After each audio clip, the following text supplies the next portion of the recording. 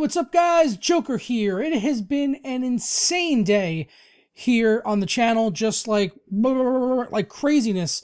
So I got the Transformers Devastation review up. We got the Battlefront beta going live right now, literally as we speak. So I should be playing that. But we've also got information about the Fallout 4 PC system requirements, as well as microtransactions being built into Rise of the Tomb Raider, and you know how I feel about microtransactions, so we're going to touch on that later. But first, we got to take a look at the Fallout 4 system requirements, because I know a lot of you have been waiting for that, and I'm going to be doing a build guide soon for a Fallout 4 system build, going through the parts on Amazon and, picking out the parts that I would use if I was trying to make a PC to play Fallout 4. So make sure you're subscribed so you can see that content coming in the near future. So let's go over now to the system requirements. Looking at the minimum, they are saying Windows 7, 8, 7, or 10 64-bit OS is required, and they're saying at minimum an Intel Core i5-2300 at 2.8 gigahertz or an AMD Phenom 2 X4945 at 3 gigahertz or equivalent.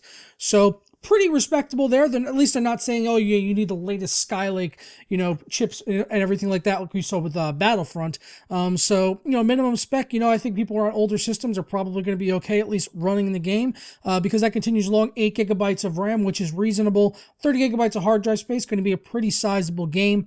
And the graphics card, they're saying a 550 Ti 2 gigabyte card or a Radeon 7870 2 gigabyte GPU. So really not that much in terms of what you're going to be required just to get in on the minimum, probably to be able to play this game at something like 1080p 30 FPS on low to medium settings, which I'm kind of speculating on. I don't know what exactly they mean by their minimum requirements or what you're going to get with that type of system right there. So that's something we'll have to see later on when the game finally comes out. But coming down to the recommended requirements, again, they're continuing on with Windows 7, 8, or 10 64-bit OS. For the CPU, though, they are bumping that up now to an i7-4790, not the K edition, so a stock 4790, or an AMD FX 9590. Now, in this case, I'm going to go ahead and assume that they're kind of over-speccing that a bit, and i5s should be fine. FX 8350s, 8320s should probably all be fine running this game when it comes out. I don't think you'll be CPU bound with any of those types of chips, like an i5, Sandy Bridge onward, or an i7 for that matter, even if you have that. 8 gigabytes of RAM, again, on the recommended, just like on the minimum. So that's nice to see that they are kind of keeping that balance, not saying you need 16 gigs of RAM. That's completely unnecessary for gaming. 30 gigabytes of hard drive space, the same as the minimum. And for recommended, they're saying a GTX 780 3 gigabyte card or a 290X 4 gigabyte card or something equivalent to those.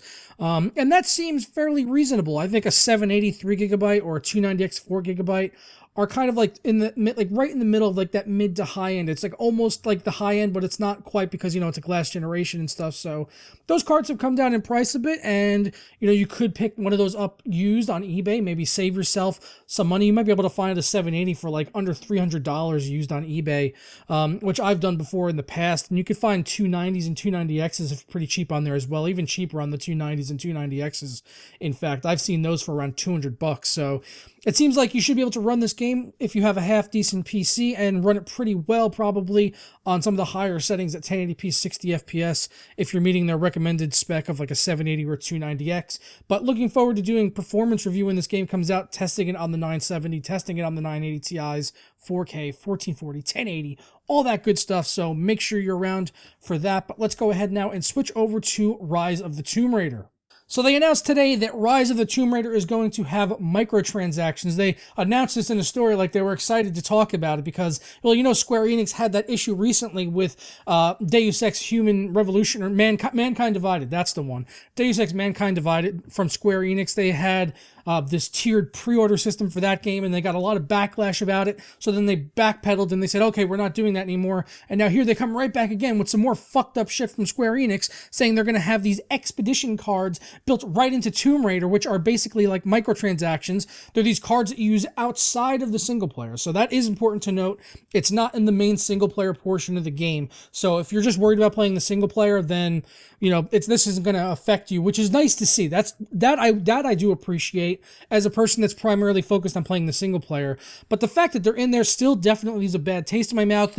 I was already having that bad taste because it's an early Xbox One exclusive. PC doesn't get it till next year. But now they've got these expedition cards for modes outside the single player, where essentially you have these like different ranked cards that you can buy with in-game currency, or you can spend real world currency to buy more of the in-game currency so that you could buy more cards quicker and have different things that you can do, different resources. Some of these cards will give you things like higher bullet resistance, while another can give you the ability to bandage yourself when you're without resources. And you can have these cards you can basically call upon, and you can now buy them with real currency. And we just didn't need to see more of this in games, man. Come on.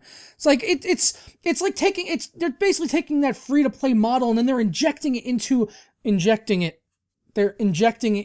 $60 game, man. It's a $60 AAA title with a massive marketing budget and massive global appeal. The nostalgia factor alone. Tomb Raider, the previous game, had a great single player and was a good reboot to the franchise and got people excited about Tomb Raider again. And then they come back with this one and it's like, oh, it's a timed exclusive of an Xbox One, and we got microtransaction, all this shit. I was like, oh great, how much are you going to add on to it now? What, are you just going to keep on piling on the shit with each version of Tomb Raider that you guys come out with from here on out? And Deus Ex, another title which they revitalized very well over at Square Enix, and they earned my trust back as a consumer, but then they do like shit with the tiered pre-order bonuses, and now this, it just leaves you really scratching your head as to why this has to be. Why do they just need to keep bending us over and pounding that ass, man? Square Enix just wants to pound that ass like Konami and EA and Activision, all the other publishers out there. I mean, EA and Activision actually kind of look like good guys compared to the likes of Konami and what Square Enix are now doing. And as a fan of the franchise, that's why it makes me so upset. So I just wish this wasn't a thing, but I'm going to go ahead and get out of here. I'm going to enjoy the Battlefront beta. I'm going to be streaming that over on Twitch, so be sure to keep an eye out for when that's going live. And yeah, I'll catch you guys next time. Ta-ra. And don't forget to sub and like.